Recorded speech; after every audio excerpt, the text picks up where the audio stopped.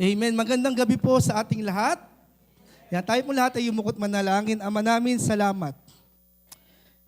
Salamat po lagi sa pagkakataon na makita po namin ang aming mga sarili na nasa iyong presensya. Kanina pa lang Panginoon, kinausap po na kami. Naranasan na naman ang iyong presensya.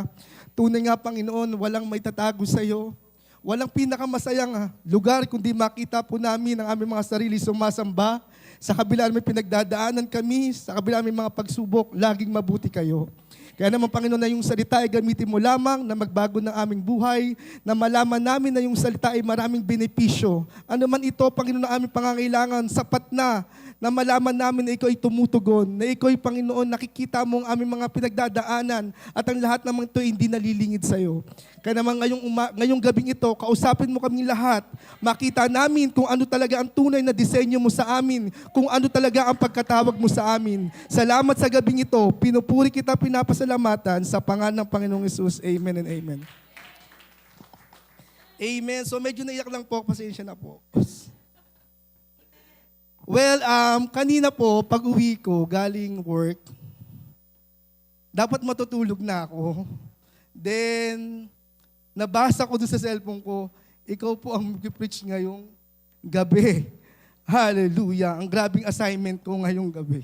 So, wala pa talaga akong tulog simula kanina. So, sabi ko kay Pastor Anthony, medyo parang kinakapos ako ng hininga.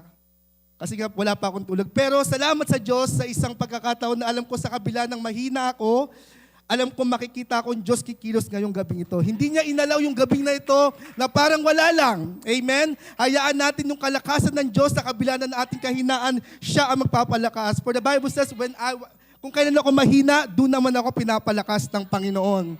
At ngayong gabi ay tuloy-tuloy tayo sa ating pag-aaral ng salita ng Panginoon. The assignment pa rin, i-relate ko lang din yung aking ang ating topic ngayong gabi doon. So, konting review lang, the assignment.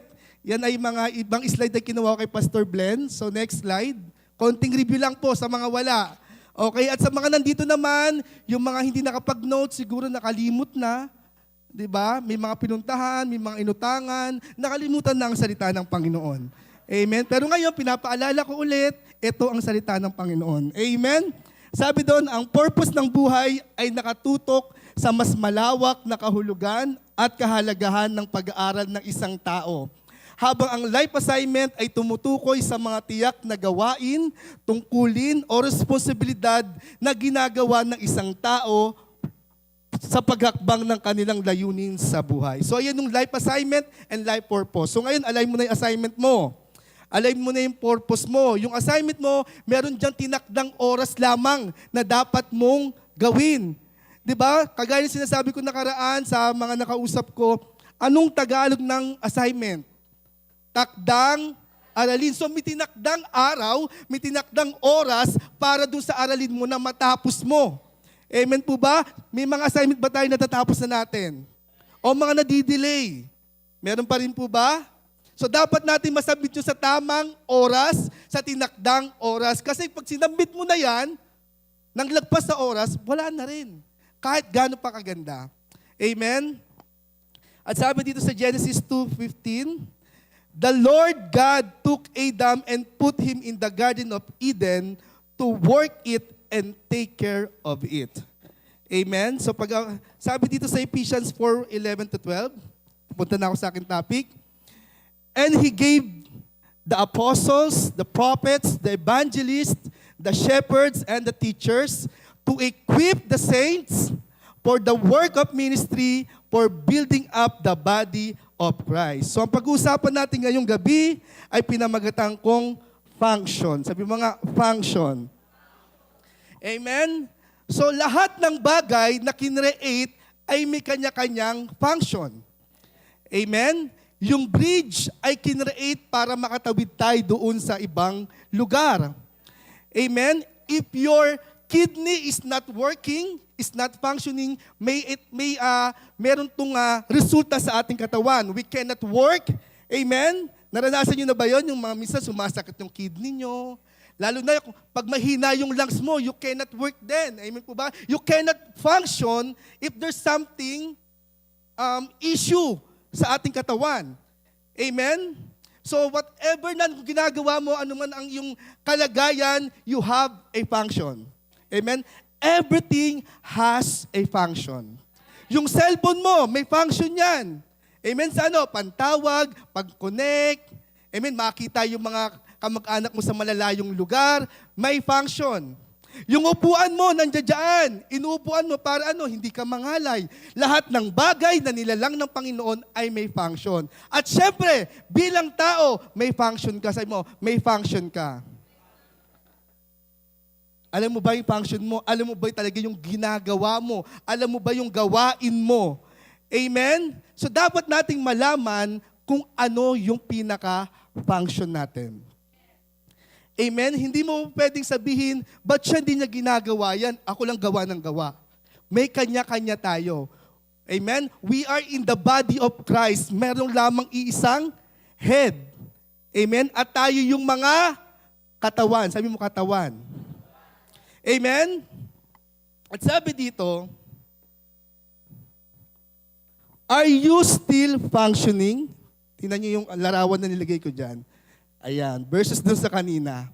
Maaring, yung kanina nakita niyo yung kadena, medyo, balik ka nga dun ate. Ayan, napakabago. 'Di ba? Kung titingnan mo yung sarili natin, parang ang ganda-ganda ng buhay, nandun na sa rurok ng paglilingkod, lahat nasa kanya na, ginagamit na siya, napakagandang tignan. Pero ang tanong, are you still functioning? Maaaring nandiyan ka, pero ang buhay mo ay kinakalawang na. Kinakalawang na sa mga panahon na nagdaan. Tag-init, taglamig. Minsan nang lalamig tayo. Nagiging dahilan kung bakit hindi tayo nakakapag-function. Di ba pag nilalagnat ka, nilalamig ka, hindi ka rin makakilo, sinatamad ka, gusto mo lang matulog na matulog. So hindi ka makapag-function dun sa talagang para sa'yo na dapat mong ginagawa. Amen po ba? O are you dysfunctional person, all malfunction? Sabi dito, what is malfunction? Fail to operate in the normal or usual manner. So maaring kung itetest natin ng ating mga sarili, when was the last time you check yourself? Are you still working? Are you still functioning dun sa mga bagay o dun sa nilagay sa iyo ng Diyos? Maaaring ikaw ay nanay, ginagawa mo po bang magsilbi sa iyong mga anak? Amen? Magbigay sa iyong mga anak?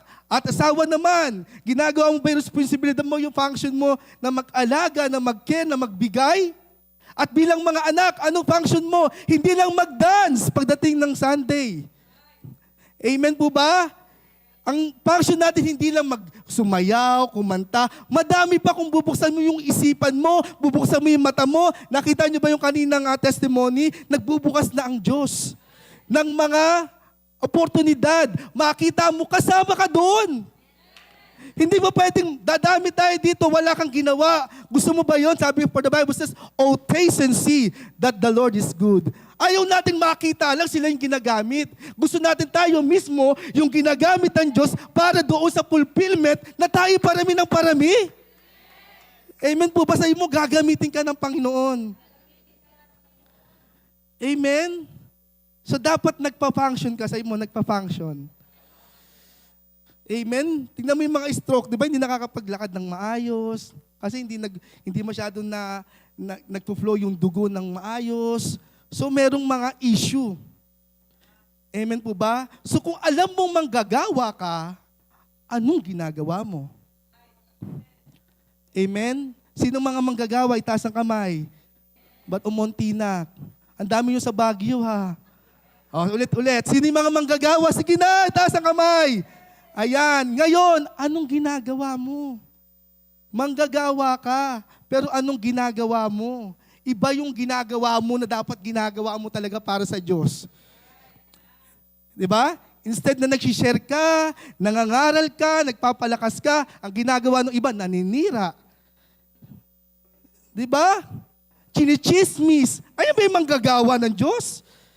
Di ba? Bilang mga manggagawa ng Diyos, alam mo dapat ang responsibilidad mo. Di ba? Tumantuwa pa tayo doon, iyak pa tayo sa stage doon sa may Baguio, may tela pa tayong puti, ginaganon-ganon pa tayo ng mga oil. Di ba? Tapos after nun, ano na, wala. Dapat, bawat ginaganon tayo, nakikita natin, pabigat na pabigat yung responsibilidad na meron tayo. Amen? Huwag natin i-take na, kung minsan papagalitan tayo ng ating mga pastor, hindi natin sila kaaway. Amen? Sabi nga dito sa Ephesians 4:11, yan. And He gave the apostles, the prophets, the evangelists, and the shepherds, and the teachers. Ibig sabihin, yung fivefold ministry na yan ay regalo sa atin ng Panginoon. At yung mga yan, mga gumagawa na yan, ay regalo sa iyo at sa akin para mag-function. Amen? Naalala niyo ba mga panahon na pinapagalitan kayo? Hindi dahil trip lang eh. Pinapaalala kung saan ka dapat nagpa-function. Worship team ka, wala ka. Ano function mo dito? Ano yan, yung gitara? Naka-display lang? Worship team ka nga, ano yun? Walang gagamit nun? Diba? Tama po ba? Drummer ka, worship team ka, wala, display lang yung drums. Walang function. Pag hindi ginagawa yung tamang ginagawa, pangit tignan. Amen? Kahit nandiyan dyan, tingnan nyo lahat, kung walang tumutugtog dyan, isa lang. Bali, wala lahat. So tayo, tingnan natin sarili, ano na bang ginagawa natin? Ano na ba yung ginagawa natin? Ano na ba yung mga bagay na nagbabago sa atin? Habang patagal tayo ng patagal sa church, ano na ba yung mga damdamin mo? Ano na ba yung mga plano mo? Hindi na para sa sarili mo, kundi paano ka pa matuto, paano ka pa mabago, paano ka pa umunlad para sa Panginoon. Amen po ba? Ba't parang galit kayo sa akin? Lahat sila nakaganon sila sa akin. Sabi niya, hindi nagpapatawa si Pastor Benerson. Parang hindi siya yan.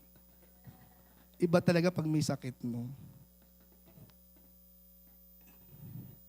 Sabi niya, naku, kala ko si Pastor Ben, papatawanin lang kami ng papatawanin. Oo, paiyakin ko naman kayo. Amen? Sasabi dito sa Lucas, yan, Tagalogin na natin. Tagalog. Yan. Sinabi pa sa kanila ni Jesus ang talinghagang ito, may isang taong may tanim na puno ng igos sa kanyang ubasan. Minsan, tinignan niya kung may bunga ang puno. Okay? Ngunit wala siyang nakita. Tingnan mo nga yung katabi mo. Kumbaga tayo yung puno eh. Okay? At tinignan niya kung may bunga. Tingnan mo yung katabi mo, may bunga na ba? Bungang araw lang yata eh, no? O kaya bunganga ng bunganga lang, no? Yan lang ang bunga niya, bunganga ng bunganga. Diba? Hindi ginamit yung bunganga sa pag-share, bunganga ng may makitang maganda, pangit pa din. May makitang pinagpala na siya, ano ba itong pagpapalang ito? Lahat na lang. Ang pangit ka ba kabanding, di ba? Sabi nga ni Pastor Boy, ang pangit daw kabanding, di ba? At sabi dito, ngunit wala silang nakita. Dahil dito, sinabi niya sa tagapag-alaga ng ubasan, winawarningan. Okay? 3 taon na akong pumaparito at naghahanap ng bunga sa punong ito. O sino 3 taon na dito? Sige, sino 3 taon na mahigit? O, ilang taon na tayo nagkikita-kita dito? Wala pa rin bunga? Ay sabi dito. Ano ako nagsasabi yan? Sabi dun sa Bible ha. 3 taon na akong pumaparito, naghahanap ng bunga sa punong ito, ngunit wala akong makita. Putulin mo na't nakakasikip lang yan. O, baka gusto mong, ano ka dyan, nakakasikip ka ba? Kaya may mga tao talagang nawawala sa church kahit matagal na. Kasi hindi nagbubunga eh. At nakakasikip na lang. Di ba, try mo na maglinis ng ng mga cabinet mo, may mga doon, may mga nakasuksok doon, hindi naman kailangan, di ba? Nakakasikip lang. Tanggalin mo para umaliwalas yung iyong paningin. Amen po ba? At sabi dito, ngunit sumagot ang tagapag-alaga. Huwag po muna nating putulin ngayon. Wow, salamat Lord. Huwag niyo po muna kaming putulin. Huhukayan ko pa po ang palibot at lalagyan ng pataba, baka sakaling mamunga. May pag-asa pa. Baka daw sakali, meron pa eh. Amen? Sa susunod na taon, kung hindi pa, saka nyo na ipaputol. So ngayon, kinakausap tayo ng Panginoon. Salamat. Sabi mo salamat. good news talaga ang salita ng Panginoon. Amen?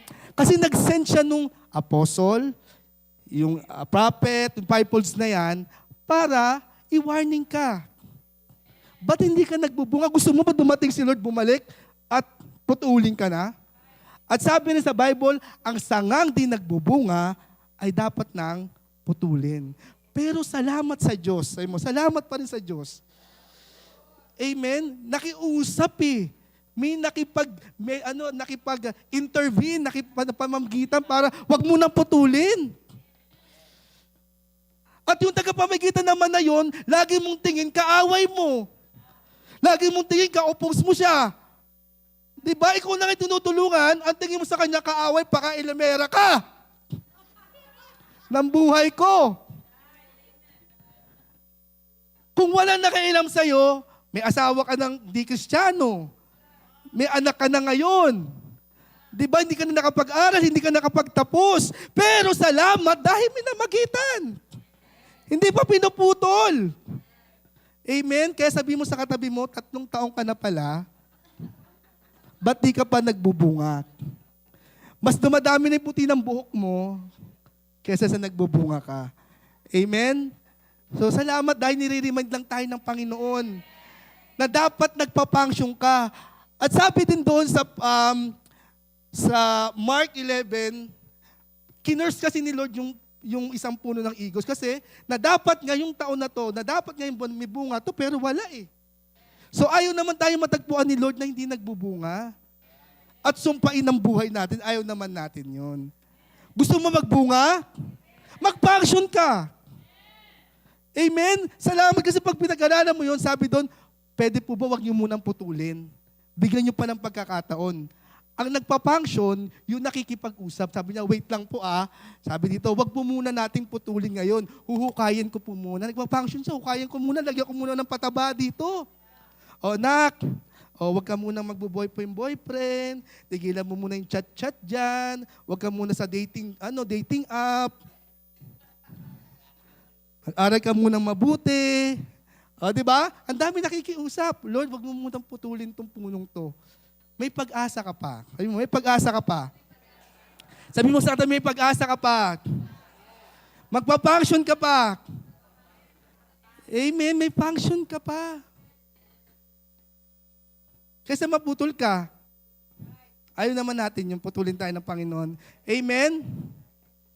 So warning ulit, mga 3 taon na dyan. Hindi naman specifically 3 taon. Ang mahalaga na naman talaga, pinapaalalahan tayo ng Panginoon na dapat nagbubunga ka o nagpa-function ka. Amen? At binigay din to, sabi dito sa Ephesians ulit 4:11, God gave this ministry to help you to function and to equip for what? For perfecting of the saints and for the work. For the work. So binigay yung fivefold ministry na yan para i-equip tayong mga nilalang ng Panginoon. At hindi lang i-equip, hindi lang para i-train. Kasi after mong i-train, isi-send ka naman. Amen? Mag-work ka na. Hindi yung matalino ka na. Lahat na nasa sayo, pero hindi ka pa rin nag-work, baliwala din.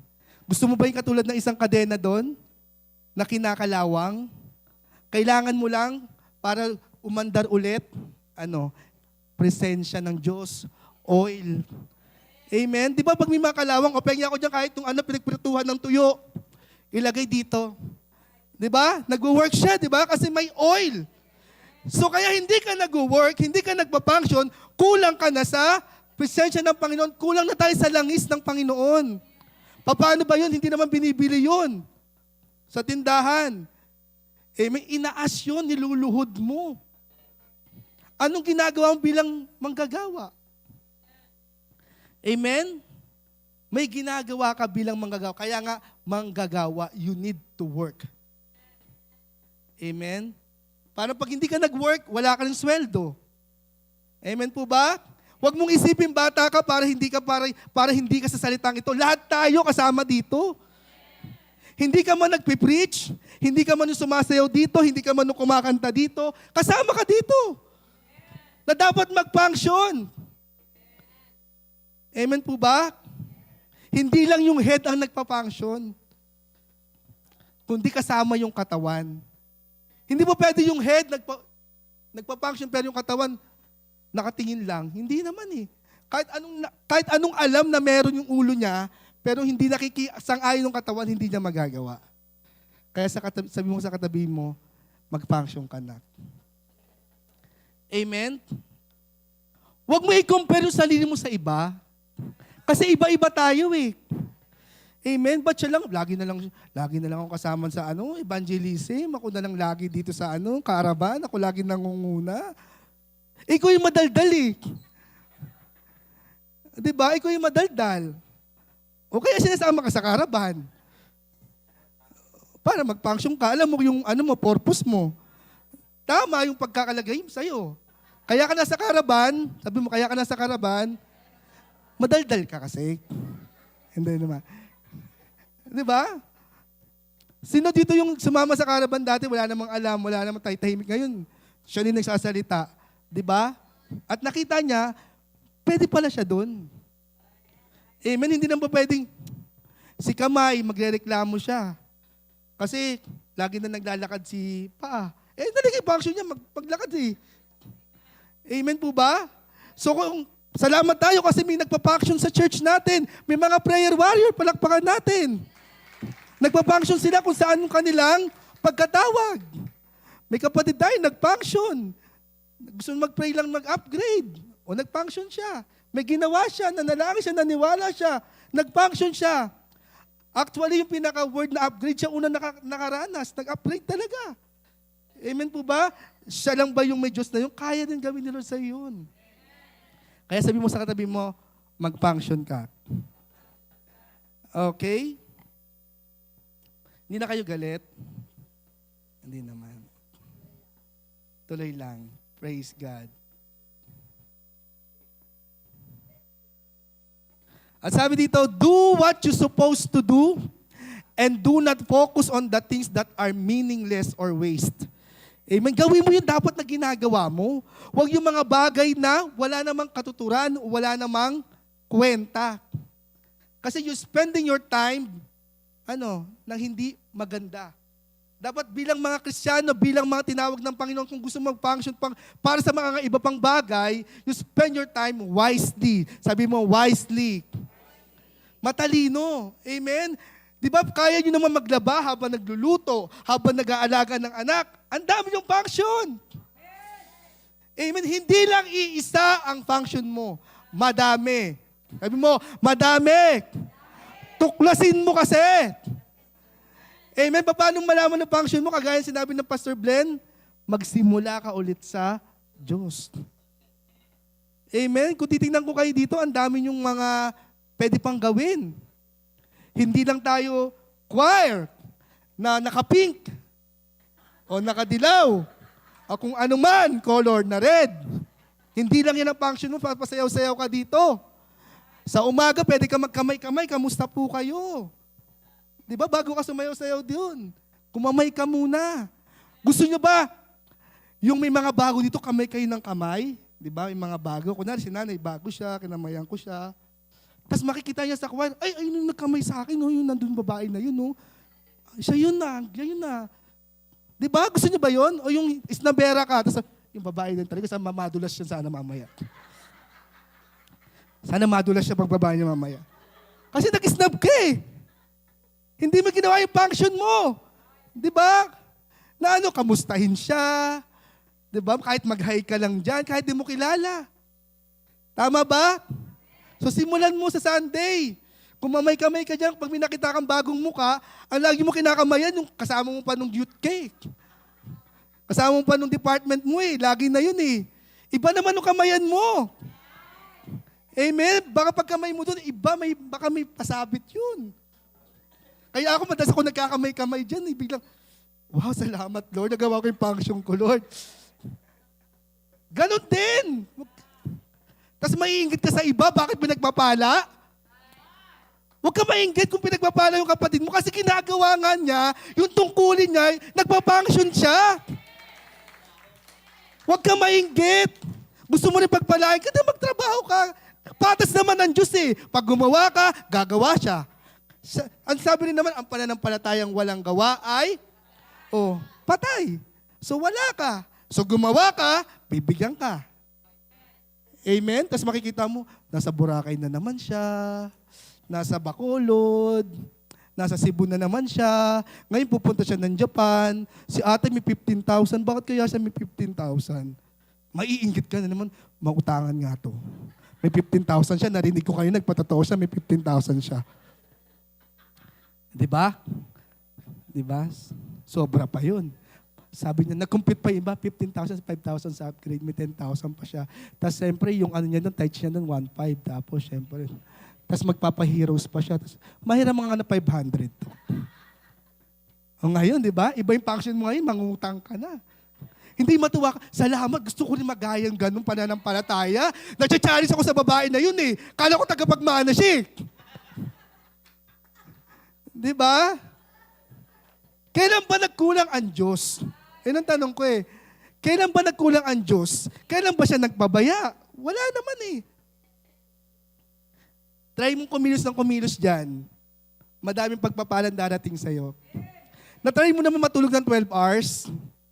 Sino nakapag-try na ng 12 hours na tulog? Ako na-try ko na matulog ng 12 hours. Walang ihi-ihi. Pag-gising ko, parang lantay gulay ako. Kasi walang ginawa. Hindi nagpa-function ng maayos. Pag tayo mo, gusto mo ulit matulog. Diba? Pero pag kilos ka ng kilos, diba? Grabe, parang hindi ka napapagod. Di mo alam, umagahan ka nagkilos-kilos, mamaya gabi na. 'Di ba? Nagsasangag ka lang ng umaga, sa gabi na nagpipito ka na ng mga tuyo kasi diyan na 'yung mga asawa mo, diyan na 'yung anak mo. Grabe. Amen ba doon, Tikars? Malapit na ba?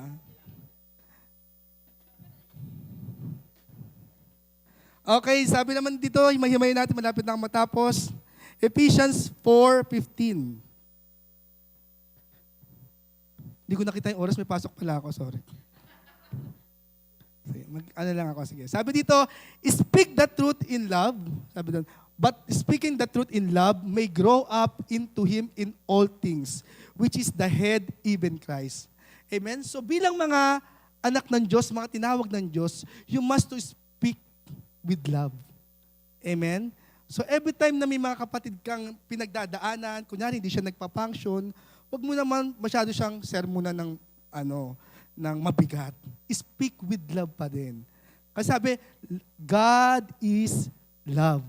And love is God. So lahat ng ginagawa mo, para maabot mo siya, gawin mo ng may pag-ibig. Amen? Naalala ko si Pastor Blen tuloy talaga. Sabi niya, mag-umayos ka na. Ampas lupa. Diba?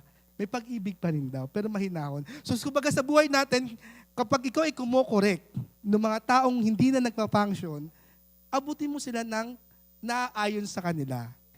Amen? Tinurin sa atin Pastor Boy dyan nakaraang Sunday, kung anong level niya. Amen? Hindi pa pwede yung pagalit ko sa tatay, ay ko sa mga children. So, dapat naaayon para hindi mawala naman sa church. Bumalik pa din. Kasi tayo rin naman ay inalo din naman nung tayo may mga pagkakasala, may mga pagkakamali. Nung panahon na hindi ka nagpa-function, nagagalit din naman ng mga leader mo. Pero pag nagagalit ng leader mo, hindi dahil trip nga nila, kundi nagmamahal sila. Alam nila yung responsibilidad nila na ayaw nilang mapahamak. Okay? So, pag sino may mga J-group leader? Sino may J-group leader dyan? Masalamat kayo sa Panginoon kasi may nagko-correct. Diba? Pag wala ka, sino yung nagko-concern? Amen? Pag may sakit siya, nandiyan siya. Diba? Salamat sa mga leader natin. Ang leader natin talaga, lahat ginagawa na. Kahit hindi niya dapat gawin, ginagawa niya na. Biruin mo, may sakit ka, gagawin mong doktora yung na yun, yung leader mo. Diba? Tapos pag namatayan ka, gagawin mo, naman itong leader ko na to, gagawin mo naman tagapanalangin sa patay. May naman, buhay naman. Diba? Ang hirap. Pero dahil alam namin na kami regalo ng Diyos para sa inyo, ginagawa namin to nang walang kapalit, kundi na may pag-ibig.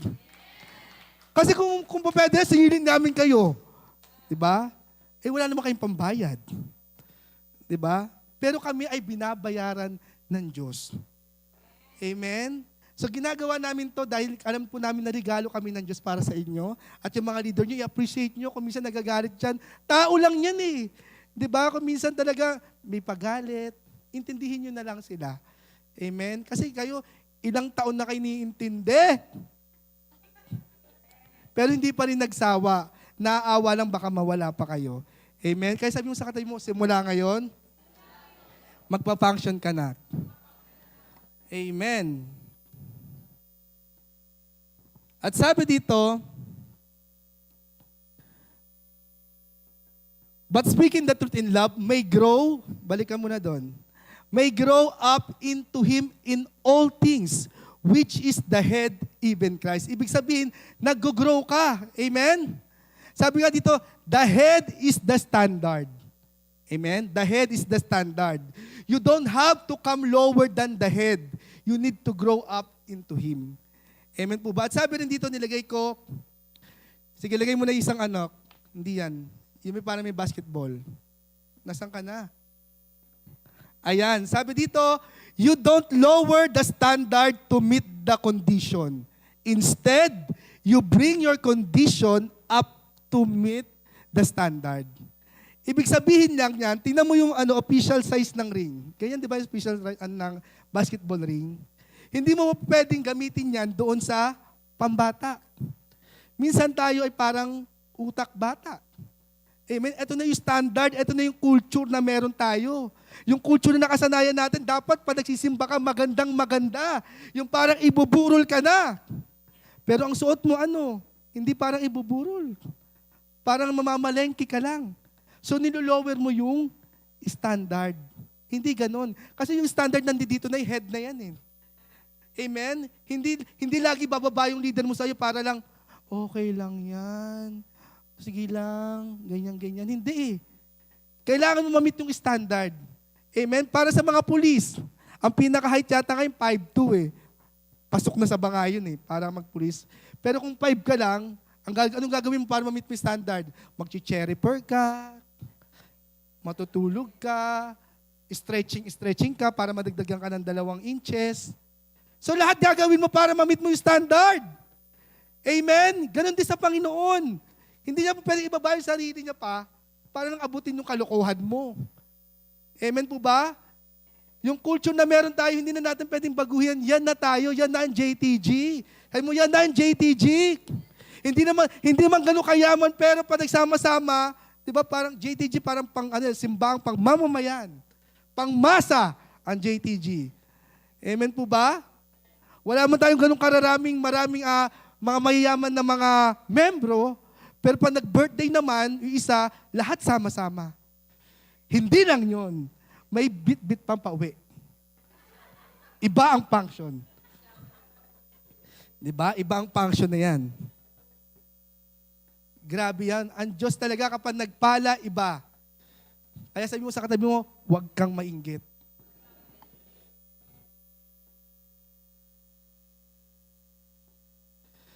Okay, sabi sa number 16, verse 16.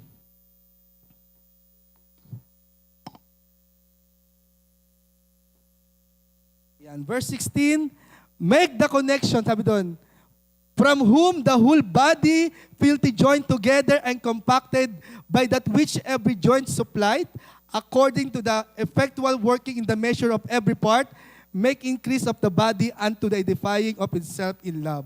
So ibig sabihin, sabi doon sa unang-una, from whom the whole body fitly joined together. There's power in connection. Amen? Hawakan mo yung katabi mo. Sige, hawakan mo yan. Yan. Hawakan mo yan, may connection yan. O, tinan mo, hawakan mo. O, di ba? May connection. Di ba? Ganyan dapat bilang isang katawan ng Panginoon, dapat we have connection. Amen? We have connection na talagang dapat you hold hands together. Amen? Hawakan mo ulit katabi mo. Sige, hawakan mo yan. Hawakan mo yan. Ang layo ba? Abutin mo. Kailangan mag-stretch, ma. Hindi lagi madali ang buhay. Kailangan mong mag-function. Abutin mo yung katabi mo. Kahit minsan hindi mo na kaya, abutin mo. Kasi yan ang function mo. Si Lord nga, inabot tayong lahat sa pamamagitan ng krus ng Kalbaryo. In-stretch niya kahit masakit para para sa ating lahat. Amen? Gusto mo nagpapala, nagsisimula ang pagpapala when you have connection. That's the point. That's the mark of the blessing. When you have connection to each other, meron niyang blessing. Hindi ako nagsabi niyan. Sabi sa Psalms 133, how good and pleasant it is when God's people live together in unity. So it is the connection that blesses your life. Amen? At sabi sa verse 2, behold how good. Sabi dito, it is like the precious oil upon the head coming down upon the beard, even Aaron's beard coming down upon the edge of his robes. Nagsisimula yung pagpapala sa pamamagitan ng pagkakaisa natin. Amen? If you start losing the connection, you will start losing your blessing. Parang ganito lang. Yan. O, nakita niyo yung wifi? Walang connection. So, hindi siya magpapunction. Kahit ganda na cellphone mo, hindi ka makakonect, wala ring kwenta. Ganon din naman yung tubo. Kapag sira, sayang lang. Hindi nagtutuloy-tuloy na sasayang lang. Ibig sabihin, pag wala kang connection, nasasayang lang mga trabaho mo, pero wala nangyayari sa'yo. Amen? So, please keep the connection to each other. Amen? Sabi mo, keep the connection to each other. Doon nagsisimula yung pagpapalang meron tayo sa Panginoon. At sabi rin dito, making increase in the body, verse 17 o 16. Hindi, baba mo yan. Ayun. Sabi dito, making increase of the body unto the edifying of itself in love. At sabi dito, making increase in the body when the entire church, sabi mo nga, entire church starts functioning, the church will grow rapidly. Amen? Kapag nagsimula ka, ang isang church, kapag nagsimulang mag-function, hindi yung church mismo na to ikaw ay church. Sabi mo, you are the church. Kung tayong lahat magsisimulang mag-function, ay grabe. Sabi mo, ay grabe. Talagang will grow rapidly and tremendously. Amen? Kagaya nung kayo ng patotoo ni Ate Brooklyn, nila Sir Wancho, pag napangyari lahat, tayo lahat ay nag-work, huwag mo isipin nanay ka, hindi mo kaya magturo. Naturuan mo yung anak mo nung pandemic ikaw nga sumasagot Tapos ngayon may oportunidad na para magturo sa mga bata, aayaw ka? Sabi mo, simulan mo ngayon. Di ba? Huwag mo isiping nanay ka, busy ka sa paglalaba, paghahain-hain. Hindi naman 8 hours ka magtuturo Di ba? 30 minutes lang, 1 hour. Pag di mo kaya magturo, mag-assist ka. Function pa rin yun. Amen po ba? So kapag ang isang church, ang isang iglesia, nagsimulang mag-function according dun sa pagkalalang sa kanya ng Panginoon at kung saan siya tinatawag, ay gusto nyo bang 3 service pa tayo dito Amen po ba? Sabi mo, kaya Mapupulfill yun. Diba? World mission nga tayo Amen po ba? Sabi mo sa katabi mo, maging bahagi ka. Amen? So grabe yun. Ako'y nagagala, ako'y nasasiyan sa nakikita kong pwedeng mangyari. Kapag yung isa sa atin nagpa-function, sige, simulan mo magdala ng isa, ilan tayo next week dito. Pag nag-function ka talaga. Amen? Mag-function kasi tayong lahat. Amen? Huwag mo isipin, hindi ako graduate ng Bible School, hindi ako pwede hindi ako pwede makapag-invite, baka di maniwala sa akin. Diba? Hindi mo kailangan makagraduate ng Bible School para mag-invite lang. Yung buhay mo, nakaaya-aya kapag nagpa-function ka, isang patotoo na yan, living word ka. Ang kulang na lang talaga sa atin, mag-function. Amen? Ikaw ay, ang Tagalog nun, ay, kumbaga dapat umandar ka.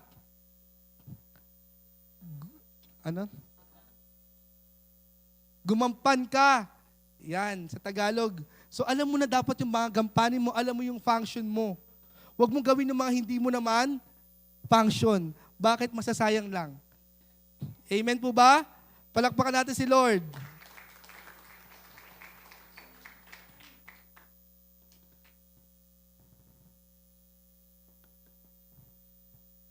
Okay, dito na po ang magtatapos. Malapit na. Okay, sabi dito sa pinakadulo is to edifying the body of Christ. Sabi dito, parang ganito lang yan eh.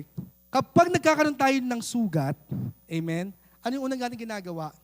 Di ba nililinis? Kino-cover natin. So doon sa edifying of the church, we are the body of Christ. Amen? Tayo mismo yung pinaka-dapat nagpoprotekta sa iba. Amen? Nilagay ko nga dito eh, when someone is hurt in the body, we don't kill them. We protect them. And we don't destroy them. We cover them. At paano pamamaraan? Isa-save natin sila. Ililigtas natin sila, i-cover natin sila. Parang habang yung isa nagpapagaling, ikaw naman yung nagpoprotekta sa kanya. Hindi pa nagkamali, ikaw mismo nagdi-destroy sa kanya. Hindi yun. Sabi mo, hindi dapat ganun. Kapag ang isa sa atin ang may sakit, isa sa atin nagkasala, nagkamali, hindi na sila papalisin ng church. Amen? Tuturuan natin sila, aabutin natin sila. Kasi yan ang pagkatawag sa atin ng Panginoon eh. Hindi para i-destroy, hindi para pahiyain sila na nagkamali sila. Ba't sino ba sa atin hindi nagkamali? Kuhungkatin natin lahat ng pagkakamali, nakakahiya. Pero may mga taong nagbigay ng buhay, nagbigay ng oras para bigyan tayo ng pag-asa. Kagaya kanina, di ba, Lord, huwag niyo po munang putulin. Huwag po muna, pwede po ba? Hayaan niyo po munang, bigyan niyo po muna kami ng isa pang taon, ayusin po muna namin to. Pag hindi talaga umayos, saka yun na lang tanggalin o saka yun na lang putulin. Amen po ba? Kaya kapag alam natin may isa sa atin na may sakit, kahit yung katawan mo pag may sakit ka, di ba? Hindi ka makapag-work, hindi ka makapag-function ng maayos. Di ba? Pag masakit ang paa mo, may kamay na pwedeng tumulong dun sa paa mo. So kaya kapatid, kung ikaw yung paa may sakit ka, may mga kamay dyan na pwedeng tumulong sa'yo para makarecover ka. Amen? Kaya sabi mo sa katabi mo, it's time to function. Amen? Kailangan mo lang umayos ulit. Ang pray natin, Lord, gusto ko ulit mag-function sa pagkakatawag mo sa atin. I-reminisce mo, ano ba talaga yung purpose ko? Ano ba talaga yung pagkatawag ko? Sino ba talaga ako? Ano ba yung kaya kong gawin? Maniwala kayo, may mga kaya kayong gawin na hindi namin kayang gawin. Na para bang sa tingin nyo walang kwenta, pero hindi namin kaya. Di ba? Maaaring iba sa inyo, magaling mangnahi. Kami di kami marunong manahi. Ano pa lang ng sinulit dun sa karayim. Ilang laway na Minsan nga ibang laway na pinagamit mo para mapasok lang. So hindi namin kaya yon. Amen po ba? So alamin mo kung ano yung function mo. At dahil doon, mapupulfill mo kung ano yung pagkatawag sa'yo ng Panginoon. At di masasayang buhay mo. Amen? At ayaw natin dumating yung panahon na isusumpain tayo ng Panginoon dahil hindi tayo nagpa-function. Gusto natin, pag bumalik uli, yung lalaki na yun, kung sino man yun, amen? Pagbalik niya next year, ay nagbubunga ka na. Amen? Nawa, pag may bumalik dito, nagbubunga na tayo, no? Try ka natin gulatin si Pastor Glenn, no? Bilang 300 tayo dito sa Sunday. Kung magpa-function tayo, hindi lang dahil trending manggulat, kundi ginagawa natin ng function natin. Amen po ba? Tayo natin tumayo. Palakpakan natin si Lord.